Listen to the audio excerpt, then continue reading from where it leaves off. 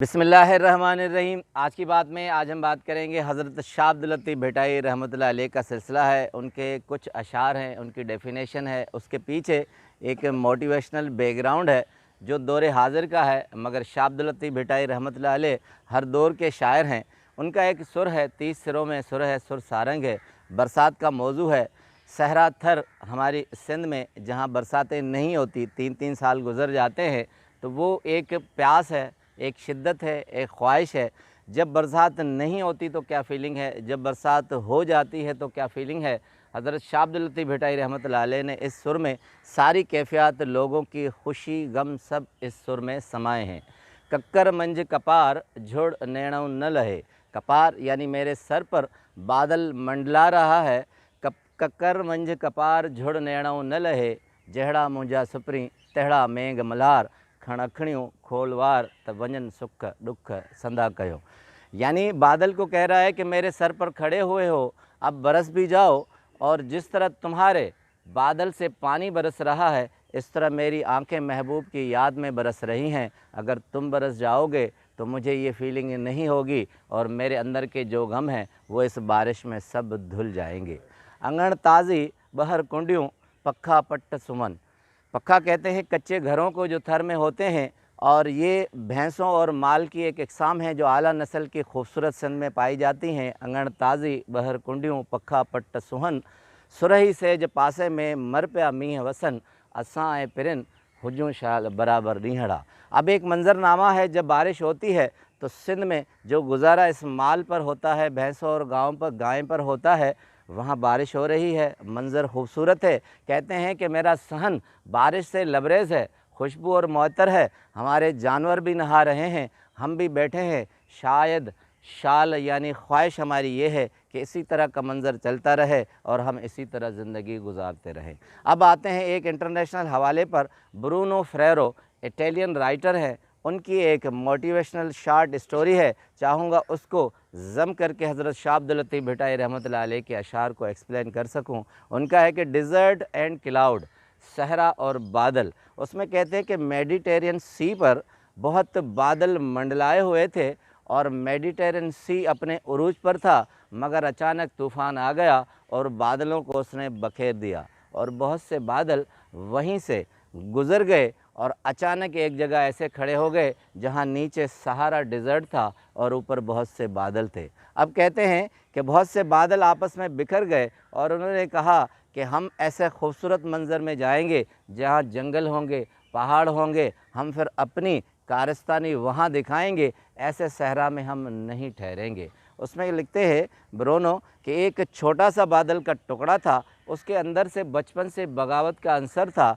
सब बादल जब उसके वालिदैन और सारे रिश्तेदार वहाँ से निकल गए, मगर उस बादल ने इरादा किया कि मैं जंगल और पहाड़ सरसब वादियों की तरफ मत जाऊँगा, मैं ऐसे किसी कोने में जाऊँगा जहाँ कोई नहीं जाता। अब हवा पर डिपेंड करने वाले बादल हवाओं के दोष पर चलते गए, मगर ये छोटा सा टुकड़ा बारिश से अलग होकर, बादलों से अलग होकर एक सहरा पर टिक गया और नीचे देखा तो एक सहरा का टीला था और ये उसे नज़र आ रहा था। अब बहुत खूबसूरत बात है कि उस टीले से, उस छोटे से बादल ने बात की कि तुम यहाँ किस तरह गुजारा करते हो। उस टीले ने उसे मुस्कुराकर बादल को देखा, कहा कि मैं हवाओं पर डिपेंड करता हूँ, मैं हवाओं के दोष पर होता हूँ। हवाएं चलती हैं, रेत जमा होती है, तो मैं एक छोटा सा टीला बन जाता हूँ। और हम बारिश को जन्नत कहते हैं। अगर सहरा में ये बादल बरस जाए, बारिश बरस जाए, तो हम जन्नत हो जाते हैं।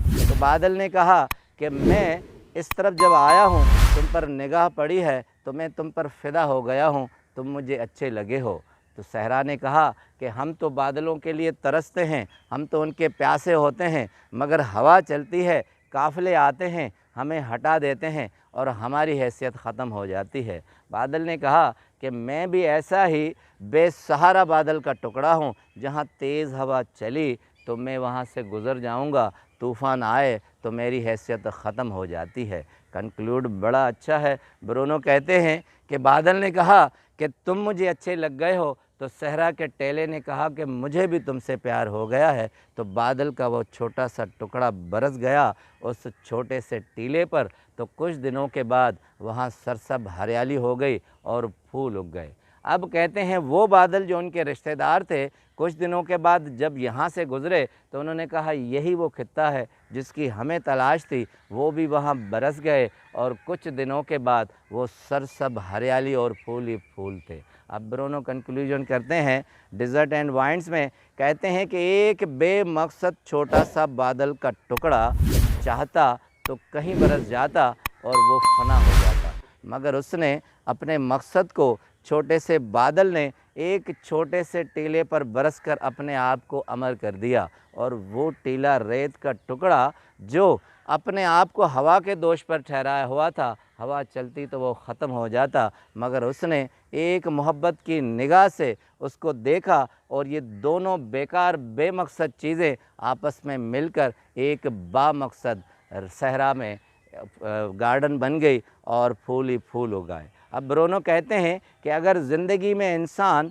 एक बेमकसद हो, यानी एक ज़र्रा हो, उसकी हैसियत न हो, अगर सही जगह पर बरस जाए, यूटिलाइज़ हो जाए, तो वो सहरा में फूल भी उगा सकता है। इसी तरह हज़रत शाह अब्दुल लतीफ़ भिटाई सुरसारंग में भी कहते हैं कि अगर आप सहरा में बरस जाते हैं तो उसमें फूल उगाते हैं, वो ज़िंदगी जो आपकी एक बेकार मकसद में जाती है वो आपके एक खुशगवार लम्हों में बदल जाएगी। कहते हैं कि एक बेमकसद ज़िंदगी को बामकसद ज़िंदगी में बदलने के लिए चाहे आप सहरा पे भी बरसेंगे तो वहाँ भी फूल उगाएंगे। अगर ज़िंदगी में मकसद नहीं होगा, अच्छी जगह पर भी आप अपना वक्त सर्फ करेंगे तो वहाँ से कोई भी मकसद नहीं निकाल सकेंगे। इसलिए अपने आप को बामकसद करने के लिए कोई ना कोई मकसद ज़िंदगी में लाए। वाशिंगटन इरविंग की एक बहुत ज़बरदस्त कोटेशन है, वो कहते हैं कि आम जहन ख्वाहिशों के पीछे भागता है और एक ख़ास जहन मकसद के पीछे भागता है।